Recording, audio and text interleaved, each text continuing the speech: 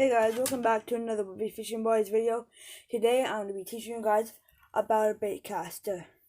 Well, what I fish with on the bait caster and what a bait caster is. So, if you're thinking a bait caster is a type of reel. You might be thinking, oh, then is the other type of reel called bait caster? I'm going to explain to you what's different about these reels and the other ones. So, this one does not have one of those switches, like where you flick them and you close them. And this one, this is to this button right here to let line out. You can't push it back. You can only push it forward. And for it to close, you have to reel it in. Like, watch. Hear that click? Some line comes out. And there. And you just reel up. I haven't been able to crack this part open, like this side. I have my tension to the tightest it can be for some reason. But yeah, so I have everything on my reel at max because I don't want any backlashes. And if you guys are wondering what kind of hook I use on this rod, I'll show you. I think it's size 6. Yes, I think it's a size 6 jig head. I just hooked myself. Ow, they might be small, but they're very sharp. You're probably like, Jake, why are you using a very small jig head? And let me tell you why. In last video, I took this rod out to go catch some sunfish. So, in the last video, it was only, I think, Saturday. So 2 days ago, and I just haven't changed my hook yet.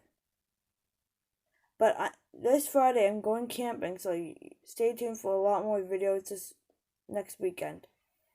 And then sometime maybe later on, I had to, I'm going to Newfoundland. Yes, I'm going on a plane. Big deal. And I'm not trying to make a big fuss about it, but I'm going to Newfoundland because that's where my family members are. I don't live by myself, so yeah. But I go there for vacation every single year. We can't miss 1 year. So I'm going to be doing some deep sea fishing videos with saltwater rods. Not this one, but maybe. And I'm going to tell you what kind of, if you're a beginner. This is like my 3rd week using it. But you should have your tension and this little button, like switch right here, the tightest you can get it. So I start to tighten it a little bit, and your tension a little high. So when your fish pulls on it, it's gonna see, look.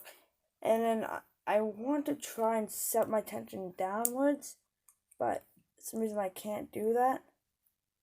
I don't know why. But yeah.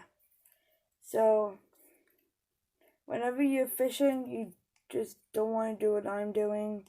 Do it how you ever wanted to. But you want to have everything, in my opinion, if you're a beginner, at max. So when you cast it, you don't get any backlash. There might be a little things that come on those, but you just have to like do something and just like attach it onto like some grass because that's hard to get out. I had to pull mine out, so I'm weak, just hard to get out, and just start pulling backwards. And I'm using a 20-pound braided line for this rod because on bait casts you're supposed to be using a bit more of a heavy line. I don't know what you're doing. Sorry guys, that was my cat. But yeah, so this is what I know in the last video I used a spinning rod and reel. But yeah, I use this type of reel now. Well, I don't just use it, I also use that other combo. I just haven't got to use it yet. I went fishing with one of my friends, like, sometime this month. And then, we kind of got that rod, he kind of got that rod into a big tangle, so I had to cut a lot of line off it. I've gotten one tangle that I had to get my line cut off, that's it. But, yeah, so, I'm gonna take this off because this won't go anywhere. Gotta be very, very careful. Take it, click down, back, or you still to the side. Hits the water, you want your, before it even hits the water, you want your thumb not putting pressure on it. Just as soon as it hits the water, then you put the pressure. But before it hits the water, you just want it so there's no tangles go on it. And like, because if you just leave it like that, a backlash is gonna happen. Like, let me try to get one out. Let me.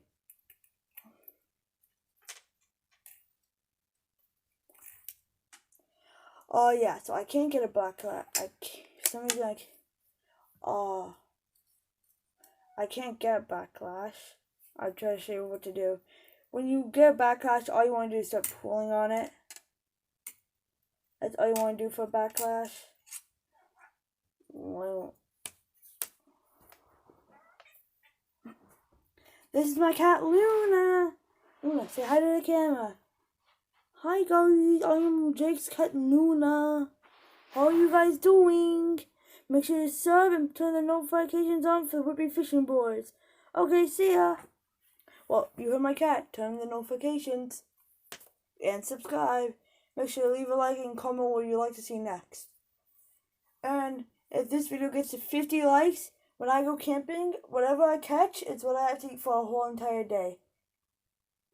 And you're probably like, why aren't you doing it for your whole camping trip? Because I'll tell you the exact reason. I'm staying there for the week. Well, I'm not staying there for the whole weekend.